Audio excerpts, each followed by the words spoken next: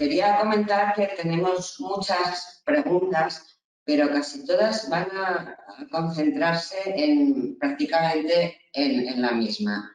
Es decir, bastantes de nuestros asistentes, y entre ellos también esta mañana, que ya algunos madrugadores nos han realizado las preguntas, tenemos, por ejemplo, a Ramón, a Javier, a Amelia, que todos les preocupan, y me voy a dirigir a ti, José Luis, sobre todo los hechos imponibles anteriores al 26 de octubre, bien sea porque no han autoliquidado, porque el ayuntamiento todavía no ha dado tiempo a que liquidasen, o porque, estos hechos imponibles, en realidad, ¿qué es lo que tiene que hacer el ayuntamiento?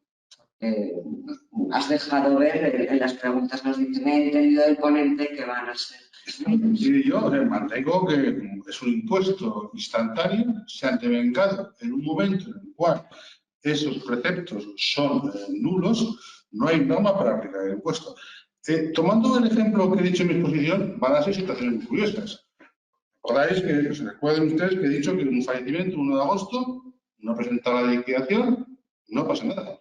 Imaginemos otro contribuyente en la misma situación que hubiese el 1 de octubre, hubiese presentado la autoliquidación del impuesto de plusvalía.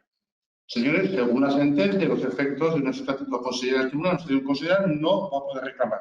Todos estos imponibles producidos en la misma fecha, en un caso no va a tener que tributar porque no hay norma aplicable y en el otro caso resulta que no va a poder impugnar su autoliquidación. Lo mismo pasaría en una transmisión intervivos en el cual un contribuyente haya presentado, imagínense usted la situación del contribuyente cumplidor que transmite el 8 de octubre y el viernes 23 de octubre procede a pagar el impuesto. Se va tranquilamente el fin de semana y se desayuna con la noticia el lunes 26 de que hay una sentencia del Constitucional, según dicen los medios de comunicación, que dice que no va a poder impugnar esa autoridad. Situaciones idénticas, tratamiento distinto. Entiendo entonces, según también nos pregunta José Luis, que con el silencio administrativo de 1 año, por ejemplo, que el ayuntamiento no hubiera respondido a su reclamación de usos indebidos, en este caso... Si hay una reclamación sobre una liquidación, esa liquidación no es firme, con lo cual automáticamente hay que estimarla. Es una situación que no es firme. Ojo, no es firme sí. A ver, si ha impugnado la autorización, porque hay casos que se están solicitando devolución de usos indebidos sin impugnar la autoliquidación o habiendo transcurrido un plazo, que es lo que el Tribunal Supremo, en sus sentencias de mayo de 2020, nos dice que no es posible. Y ahora, Juan, para ti también nos preguntan, si el Real Decreto Ley fuese inconstitucional porque afectara a una norma tributaria y se cuestionase qué efectos tendría esta declaración de inconstitucionalidad del Real Decreto que se publicó ayer. Bueno, para evitar el posible efecto cascada, porque ya saben con quién se las gastan, lo que van a intentar hacer es tramitarlo como proyecto de ley. Lo van a mandar al Congreso para disfrazar el Real Decreto, que por un lado no tiene una constitucionalidad muy firme, en una modificación legal que sí que va a tener efecto retroactivo a la vigencia del Real Decreto. Entonces entiendo que la eficacia práctica de aquella impugnación por inconstitucionalidad pues quedará neutralizada por el trámite parlamentario de esa ley, que lo van a hacer, la harán casi por lectura única y será ley lo antes posible. Y entiendo que no prosperaría una cuestión de inconstitucionalidad aunque se la merece. Por ejemplo, nuestra compañera letrada de Alicante, Ana Barrachina, nos pregunta, un caso, por ejemplo, de autoliquidación que el contribuyente solicitó la asistencia o autoliquidó antes del 26 de octubre, nos dice si en este caso el ayuntamiento podría calcular la cuota tributaria en función del Real Decreto del año que viene. A ver, y primero un saludo muy cordial a mi querida compañera Ana Barrachina. A ver, yo entiendo que no. Vamos a ver, es que si no el ayuntamiento se mete en un lío tremendo. Si se ha presentado una autoliquidación, habrá ingresado una cuota. Si le practica una liquidación, se le supone que se ha de vengar el 27 de octubre. Es que no tiene instrumento normativo el ayuntamiento para practicar una liquidación de comprobación. Tendrá que aquietarse a esa autoliquidación practicada por el contribuyente, esté bien o esté mal. Pero sí, y esto te lo pregunto yo, si esta autoliquidación presentada todavía no la ha abonado por la entidad bancaria, por ejemplo, este sería un caso muy... A ver, podemos entrar en terrenos muy pantanosos, que son que algunos sistemas de autoliquidación, pues habría dudas de si son realmente sistemas de autoliquidación en sentido estricto o son meros sistemas de declaración, liquidación, por mucho que la ordenanza fiscal lo diga. Son cuestiones que habría que analizar cada ordenanza completa y ver el tratamiento. Existen ayuntamientos en el que, no lo sé, no desconozco cómo se gestiona el ayuntamiento. No sé si algunos vas y directamente te llevas con la carta de pago o te habilitan el ingreso, o tú presentas lo que ellos llaman una autoliquidación, pero posteriormente te envían unos recibos. Esos recibos es una carta de pago, es un documento cobratorio, es una auténtica liquidación en los términos del artículo 190 de la Ley General Tributaria. La casuística puede ser muy amplia y es una de las cuestiones que puede dar mucho juego. Vamos a ver, los contribuyentes van a buscar cualquier resquicio, tanto en la ley, en la sentencia, en las respectivas ordenanzas fiscales para impugnar. La gente, no nos olvidemos, está harta de la presión a la que se somete el Luis Simón. Comparto plenamente las manifestaciones de Juan sobre temas sucesiones. Aquí hemos visto que ha sido pautada en los medios de comunicación casos sangrantes, matrimonio mayor de 80 años, que viven juntos en su casa, que se muere uno de los cónyuges que tienen y al cónyuge superviviente pierde a su mujer o a su marido. Vive en la misma casa que tiene que pagar 8.000, 10.000 euros de plusvalía. Intenten explicarle a este ciudadano la voluntad, la justicia de este impuesto o su justificación. Creo que en el tema de sucesiones el legislador ha perdido una magnífica oportunidad de haber fijado un supuesto sentido o haber hecho como hace, yo conozco por tema familiar, como hacen en Navarra. En Navarra, en los casos de fallecimiento, lo que hacen es que ese periodo de tiempo no se computa. Es decir, yo adquiero una vivienda por herencia de Navarra, no pago plusvalía. Eso sí, cuando transmita ese inmueble se me contará desde el título de adquisición del causante de la herencia, no desde que adquirió. Me parece un sistema, como dice Juan, mucho más razonable y justo que el actual. Os tengo una pregunta interesante para Juan, que nos la hace Antonia, y nos dice, Juan, que si se podría acreditar una prueba del valor de adquisición en el supuesto de las herencias y cuyo plazo supera ampliamente los 20 años. Me imagino que se refiere al nuevo decreto ley y tener un valor real en vez de los valores de referencia que nos dicen. A ver, para la adquisición hace más de 20 años lo único que vamos a poder tener son los valores que se aplicaron a efectos del tributo que se pagó por la adquisición. Que es lo que nos viene a decir, dado que los valores de referencia son futuro y las liquidaciones de transmisiones o de sucesiones y donaciones son el presente de aquella transmisión, hay una sentencia de 2015 que entiende que el valor real de un inmueble en esas condiciones, antes de que llegase el quite todos los impuestos y todo, es el que se aplicase primero, el que se desembolsase de verdad. Es decir, porque nosotros en una escritura de sucesiones y donaciones hemos podido decir que vale 100. Aunque luego llegue la comunidad autónoma correspondiente y diga que no, que ellos entienden que vale 130 y que conforme a sus coeficientes, que tenemos que pagar impuestos por 130. Pero en realidad se adquirió por 100. Si nosotros podemos demostrar esa adquisición y que fue real, efectiva y que está declarada en los correspondientes otros impuestos que tienen una conexión en cuanto a unidad de prueba, sí podría demostrar el valor de adquisición más allá de los valores de referencia. Pero hay que guardar el IRPF, hay que guardar la sucesión, hay que guardar el modelo de transmisiones es complicado. Pues volvemos a insistir, si se ha liquidado por el ayuntamiento, pero no se ha notificado, ¿qué sucede en este caso? Si justo ha pillado el día 26, incluso en algún caso es el propio día 26 cuando todavía le ha llegado, bueno, cuando realmente le ha llegado la notificación. Pues hombre, me parece una pregunta magnífica. No se me había ocurrido, es ciertamente. Claro, es que no ha tenido ninguna posibilidad. En este caso, el contribuyente no ha tenido ninguna posibilidad de recurrir, no ha recibido la notificación. Es una notificación, digamos, fechada, por ejemplo, el 20 de octubre, que la recibe el 26 y 27 de octubre. La verdad es que es una cuestión muy interesante.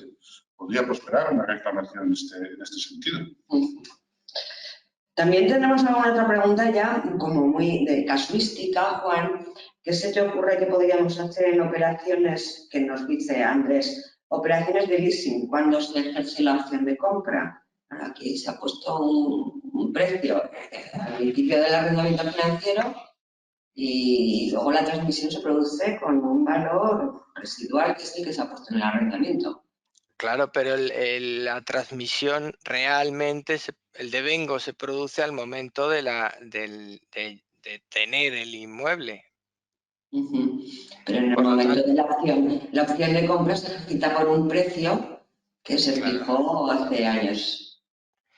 Pero se materializa ahora. O sea, nos encontramos con los arrendamientos con opción de compra.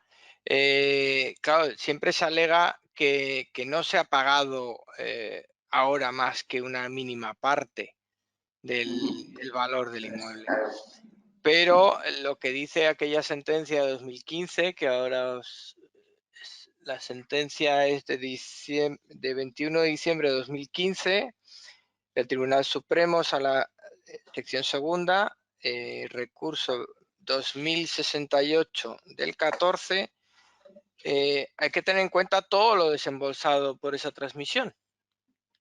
Claro, eso es lo que formaría parte del precio.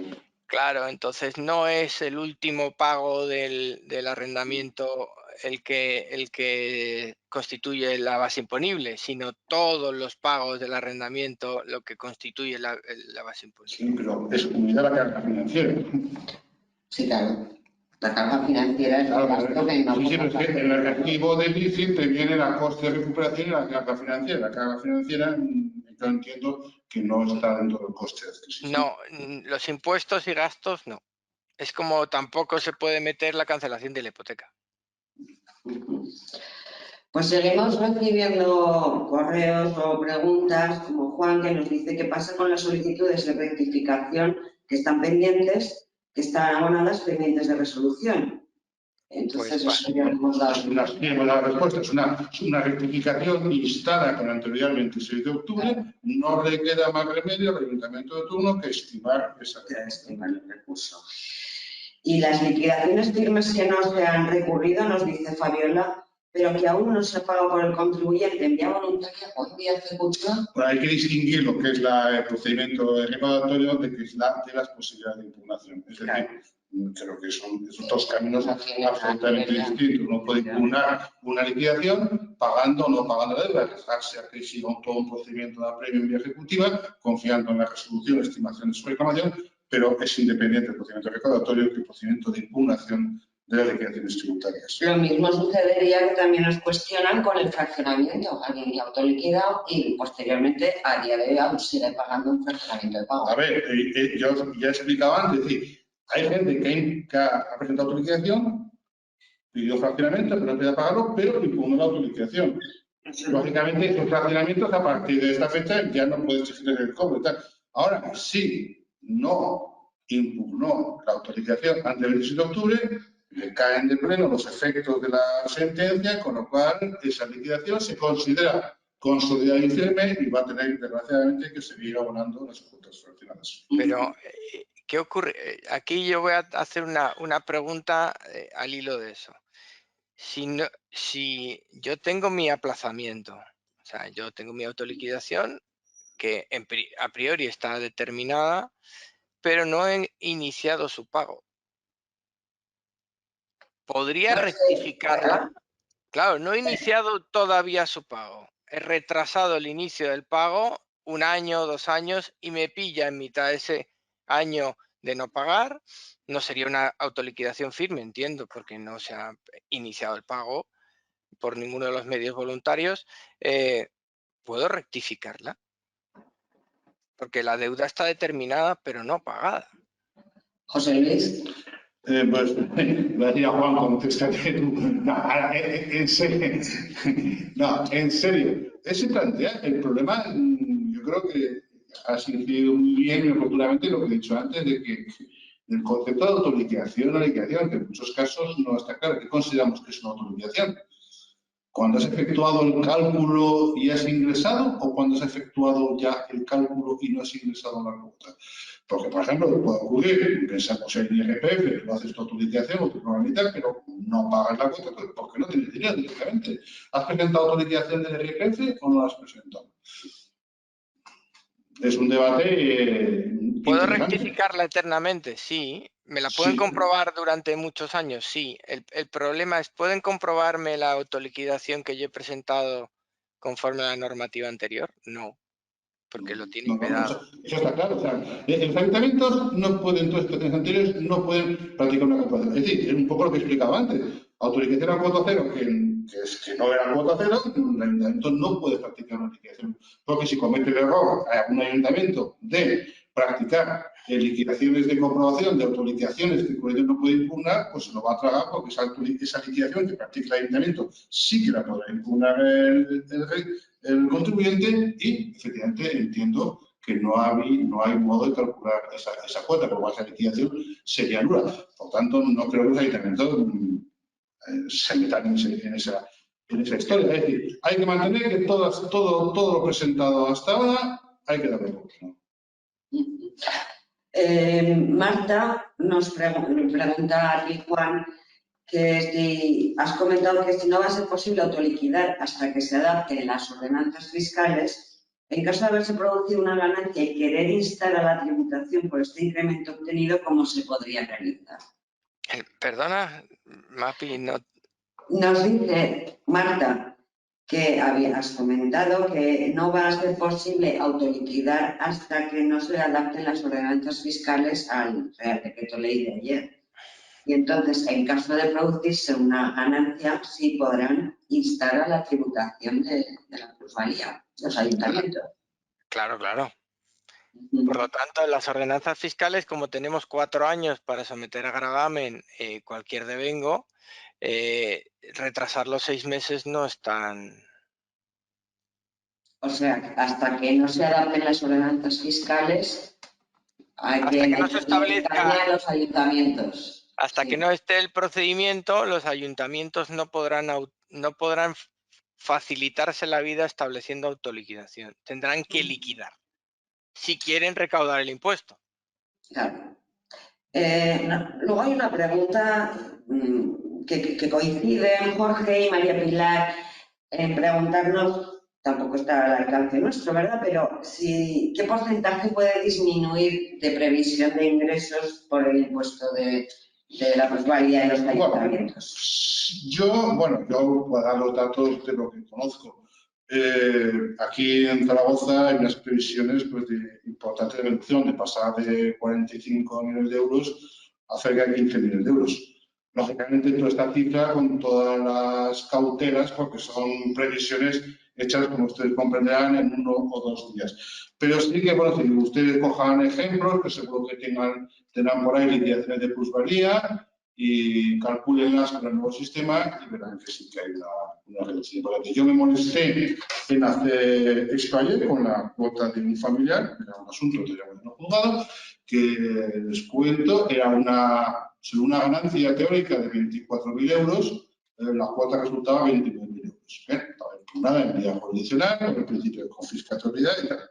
Bueno, ayer esa misma liquidación la volví a hacer. Claro, es que los efectos pueden ser distorsionadores. En este caso era un local comercial cuyo valor catastral no se impugnó ese día, era absolutamente desproporcionado y fuera del mercado. Total, ¿qué resultado da? Que da unas cuotas tremendas. Con el nuevo sistema, resulta, por el método de los coeficientes, la cuota salía 21.000, 22.000 euros. Es decir, casi se comía toda la ganancia. Pero aplicando el método alternativo de estimación directa, es decir, son los 24.000 euros de ganancia teórica, la cuota quedaba reducida a 8.000 euros. Por tanto, imagínense la diferencia de una cuota de 29.000 euros, que efectivamente era confiscatoria, pero pongamos una cuota de 22.000, 20.000 euros a una cuota de 8.000 euros. Pero claro, los ejemplos pueden ser múltiples y depende en cada caso de cómo esté realmente apartado el valor de transmisión de lo que es el valor catastral. En unos casos es bastante coincidente o por lo menos se aproxima a la realidad y en otros casos está absolutamente distorsionado. Pero vamos, esto ha sido un golpe a los ayuntamientos tremendo, no se engañemos, la recaudación va a caer en picado. Y la verdad es que he dicho, este impuesto ha sido un calvario para los contribuyentes y también para los ayuntamientos. Cierto que tiene también parte de la culpa, porque los ayuntamientos podrían haber adoptado medidas favorecedoras de reducciones del valor catastral o medidas sobre todo de exenciones en las transmisiones lucrativas. Parte de culpa han tenido, pero poca. La gran culpa ha sido del legislador y el gran pagano ha sido el contribuyente.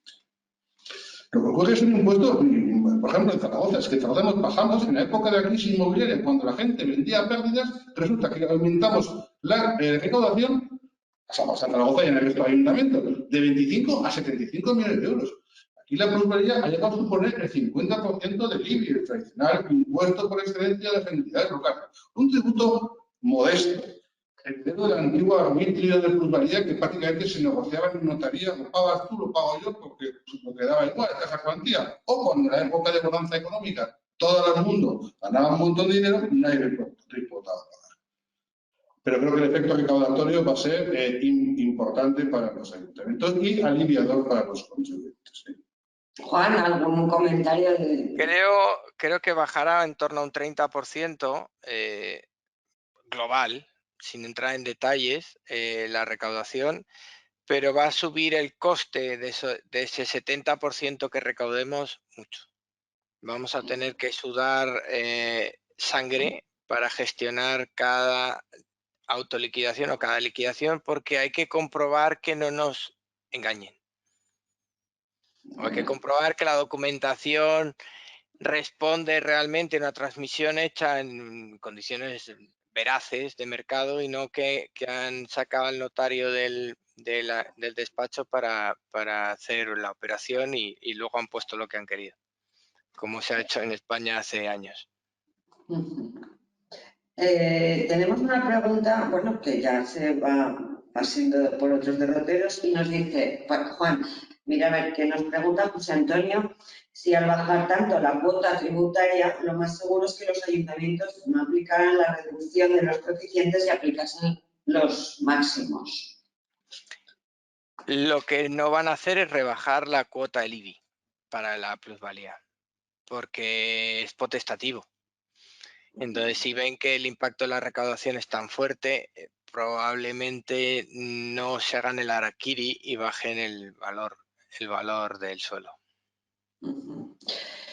Y os voy a trasladar a los dos finalmente una pregunta que nos hace Ricardo y que estoy incapaz de hacerla breve, así que os la voy a leer, porque nos dice, consciente del fundamento jurídico sexto respecto a las autoliquidaciones, que bueno, es difícil de aceptar porque no es un acto administrativo y es susceptible de solicitud de rectificación en un plazo de 4 años, es igualmente también consciente de que el artículo 38 de la Ley Orgánica del Tribunal Constitucional dice que las sentencias del Constitucional de este tipo vinculan a todos los poderes públicos. No obstante, y ahora viene el quid de la pregunta, podrá interpretarse que esta vinculación de la sentencia solo se extiende a la sustancia de la decisión en conexión con el artículo 40 de la Ley Orgánica del Tribunal Constitucional, pero no se extiende respecto a la extensión de efectos que hace el propio Tribunal en la medida en que la extensión va incluso más allá de lo previsto en la propia ley.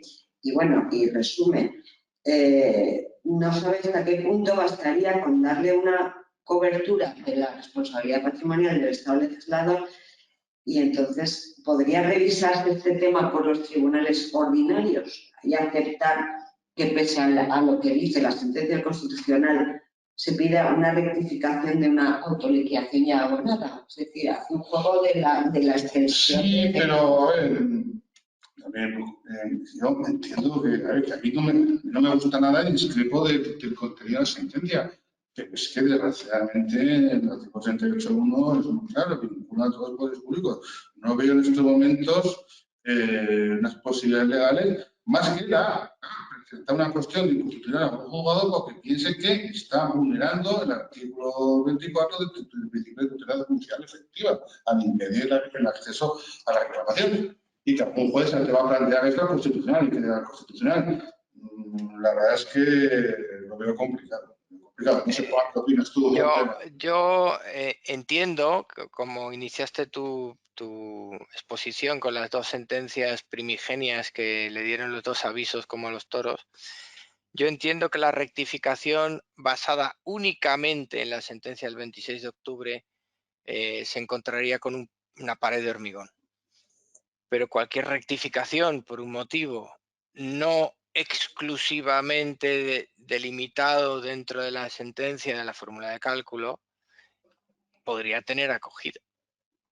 Es decir, una rectificación porque no se produjo el hecho imponible, sí cabría. Una rectificación porque la fórmula no me gusta, no. Es decir, hay rectificaciones que están vedadas absoluta y radicalmente porque se invoca la expulsión del ordenamiento jurídico de los artículos y otras que invocas la no sujeción de esa operación al tributo, que esa está en la ley a día de hoy y por lo tanto es objeto de prueba conforme al artículo 110, puede ser objeto de prueba conforme a la nueva redacción del 104 y entiendo que podemos rectificar. Otra cosa es que no nos puedan recalcular la cuota porque no cabe, pero la rectificación porque existe una no sujeción, sí. Yo he pensado estos días en que la rectificación por un error de derecho, es decir, que se estaba rellenando un formulario, porque no olvidemos que en los ayuntamientos en que se hace en régimen de autoliquidación, lo que rellenas es un formulario que te escupe directamente cuánto te toca pagar. Que realmente ni piensas, ni sabes, ni conoces qué otras opciones tenías o qué otros derechos te alcanzaban para no rellenar ese documento. Por lo tanto, podría invocarse un error de derecho en cuanto a la confección de aquel modelo, pero no en base a que ha desaparecido el impuesto. Pues mira, Juan, al hilo de lo que acabas de decir, respondes a una pregunta de Antonia que nos está cuestionando. ¿Qué naturaleza jurídica posee la declaración, la autoliquidación, que es una autoliquidación y que no ha determinado ninguna cuota o habrá sido a cero, pero que está sin ingresar y sin abonar ni nada? Entonces nos pregunta precisamente eso, ¿qué naturaleza jurídica tiene ese formulario, que es la autoliquidación que la rellena en su es un acto propio. Uh-huh. Un acto propio que está hecho conforme establece el artículo 110 del texto refundido y el 254 de la ley hipotecaria. Si no lo hace y no lo presenta, aunque sea a cero, la transmisión no accede al registro. Entonces, el hecho de que sea una declaración del particular lo convierte en un acto administrativo en tanto en cuanto sea aceptada por la administración como correcta y no comprobada. Entonces, ¿cuántos años tenemos para comprobar una autoliquidación? 4 años. Claro, ahí entramos en el debate. ¿Las autoliquidaciones podrían ser comprobadas y empeoradas? Sí. Porque no nos creamos los valores de transmisión, porque entendamos que no es cuota cero, sino que le corresponde la cuota que le correspondía. y ahora nos encontramos en que no podemos comprobar esas autoliquidaciones. Nos lo impide la sentencia. Eso nos permitiría entender que pueden ser susceptibles de rectificación. Eso ya tenemos que esperar a que los jueces de lo contencioso interpreten ese alcance como acto propio o que le den como un acto administrativo. Sí, Juan Carlos nos pregunta que los ayuntamientos que ya tenemos autoliquidación en nuestra ordenanza fiscal, si podemos hacer esas autoliquidaciones. Creo que le acabas de responder, ¿no? Claro, es que nosotros al hacer la autoliquidación, la autoliquidación es un acto del sujeto pasivo en el cual formula la declaración de la transmisión que ha hecho. Y existiendo una fórmula inequívoca, porque existía una fórmula inequívoca para hacer el cálculo de la cuota, pues adelanta ese cálculo inequívoco de la cuota. Pero es que ahora no hay un cálculo inequívoco de la cuota. Ahora puede optar entre declarar, justificar e irse al sistema de diferencia de valores o someterse a los coeficientes si le interesa. Esto es como la declaración conjunta o individual. Es una opción que de repente puede generar unos derechos que si no se garantizan, pues sí vulnera derechos de los contribuyentes. Yo creo que finalmente podemos acabar con esta pregunta que nos hace Olga, que se retroalimenta, vuelve a insistir, José Luis nos vuelve a decir, si no sería inconstitucional el hecho de no poder recurrir a autoliquidaciones o liquidaciones de los últimos 4 años. Es que sí, yo entiendo. Y lo más alto, pero no más claro. Entiendo la pregunta, pero es el propio Tribunal Constitucional el que ha considerado y ha cercenado esta posibilidad. Entonces, veo difícil que esta vía. Yo sí que quería, si hay alguna pregunta más que... No, porque inciden todas en los hechos. Yo sí que quería hacer un comentario, ya, vamos a aprovecharlo un pocos minutos que nos quedan, ¿no? Que nos quedan 5 minutos, 5 minutos, sobre un tema, recordar al hilo de los nuevos coeficientes del decreto ley, el voto concurrente del presidente del tribunal, que nos dice que el problema de la configuración del impuesto era el tratamiento del valor de los terrenos en España de un modo unitario. Bien, estoy de acuerdo. Pero vamos a los coeficientes del decreto 26 y establece unos coeficientes unitarios para todo el territorio nacional. No sé si a vosotros ha pasado, claro, los coeficientes y la modulación de cuál ha sido el incremento. Yo pensaba, la verdad es que el legislador iba a ser un poco más ambicioso. Señores, no nos engañemos, no han hecho más que copiar la proposición de ley del año 2018 y poner el método alternativo para cumplir con el mandato constitucional, pero poco más se han estrujado la cabeza a los técnicos de Hacienda. Era un objetivo sacarlo cuanto antes por los motivos políticos que todos conocemos, pero muchos señores, poco esfuerzo han hecho. No sé si a ustedes ha pasado, pero a mí me ha pasado mucho en los tribunales, cuando nos han aportado las tablas medias del Ministerio de Fomento de valoración del suelo urbano. Dice, tabla media de valoración suelo urbano de municipios de más de 50.000 habitantes. Entre las tablas, luego ves las tablas del Observatorio de la Vivienda. Completamente distintas. ¿Por qué? Bueno, suelo urbano incluye suelo urbano residencial, suelo urbano industrial, suelo urbano comercial. Los cuales son absolutamente distorsionadores.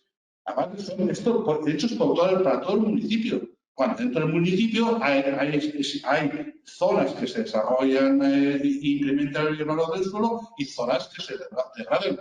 Pensemos en los cascos históricos. ¿Alguien piensa que en los cascos históricos de las ciudades ha existido un incremento de los terrenos cuando están cada día más degradados? Entonces considero que ha sido el legislador poco valiente en fijar y tal. Yo, de verdad, pensaba que íbamos a volver a los antiguos, a esto ya los más mayores se acordarán, a los antiguos índices de referencia, ¿no? Entonces, de referencia en cada municipio, el índice de referencia en función de las calles, del desarrollo de cada calle, para fijar los valores. Y una última comentario, si me permiten, se han dado cuenta, si ven las tablas del decreto 26/2001, que existe una encomienda en un porcentaje máximo de 0,14% y justo vemos que a partir del 8º año, entre el 8 y el 13, hay una disminución de coeficientes. Ustedes se preguntarán, ¿a qué obedece esto? Muy sencillo. ¿Qué hay con el gobierno? Con esto es aquellas transmisiones que se produjeron entre hace 8 y 13 años, es decir, el 14 y el 15, que cuando mayoritariamente la gente vendía pérdidas, pues en los escasos casos que haya habido un incremento, porque señores, ahora que compró un inmueble en este país en el 2007, 2006, 2008 y lo ha vendido posteriormente, no ha recuperado la inversión, lo que hace es rebajar el coeficiente para que el efecto impositivo sea menor. Y yo por mi parte, no hay nada más. Bueno, pues preguntaré casi a los dos para cerrar el debate. Una última consigna a los letrados públicos cuando nos veamos. Bueno, y es un tema, claro, es que vuelvo a insistir como he comenzado la exposición, es que no está publicada la sentencia. Entonces, claro, yo si mañana tengo un procedimiento abreviado, tengo que ir a la pluralidad, pues, ¿qué le digo a su señoría? ¿Qué tiene que decir señoría? Creo, parece ser, hay casi una certeza en la sociedad actual de que hay una sentencia del Tribunal Constitucional que dice esto, pero no está publicada en el Consejo de Estado. Su señoría adoptará la decisión que estima oportuna. Es que poco más se puede decir. Sí, únicamente terminar una cosa. He dicho antes pues, que recomendar a los ayuntamientos que nos faciliten acuerdos para desistir o allanarlos o que en aquellos ayuntamientos que tengan un menor nivel y número de reclamaciones, que se estimen las reclamaciones en vía iniciativa para poder nosotros pedir la terminación del proceso por satisfacción de este proceso. Juan, una última consigna, sí. Yo soy mucho más combativo que José Luis. Quizás es que soy más joven. Yo, como entiendo que casi todos los que han llegado a los tribunales... Siempre que el caso que se cuestione sea exclusivamente la aplicación de la acción imponible. No, efectivamente, ni el tema de acción imponible o los casos supuestos de confiscatoriedad plena. Claro, si lo que nos encontramos es que estamos luchando, batiéndonos el cobre con un compañero que está enfrente, dejándose la piel en probar que su cliente sufrió una minusvalía, pues esa minusvalía es legítimo que la resuelva su señoría con las pruebas y con la valoración de prueba que corresponda. Lo de bajarnos del barco a mitad, lo que contribuye es a que nuestros señores interventores tengan que replantear el presupuesto inmediatamente, que además nos recriminen con cariño que han tenido que pagar intereses de demora durante un periodo larguísimo porque el pleito ha durado años y por qué no os habéis bajado antes y por qué no decirlo, las más que seguras condenas en costas. ¿Por qué digo esto? Porque a nadie se nos olvida que hemos tenido otra inconstitucionalidad de otras liquidaciones mucho menos amables, que eran las multas por el COVID. Había instrucción o acuerdo unánime en la sede de los juzgados, en el decanato de juzgados de lo contencioso de Madrid, de imponer costas. A pesar de que se reconociera en vía administrativa la nulidad de la sanción. Entonces, si nosotros damos un paso para atrás, se nos va a castigar duramente con unas costas por el importe de las liquidaciones que dejemos de percibir, más los intereses legales, más los intereses del artículo 32 de la LGT. Entonces, entiendo que deberíamos al menos aplicar el primer filtro de cuáles estaban no sujetos y se nos han pasado de largo y han llegado hasta el juzgado para efectivamente dar el paso para atrás, cuáles son aquellos que se nos han pasado de confiscatorios y dar el paso, y el resto, pues como dice José Luis, someternos a la justicia de su señoría.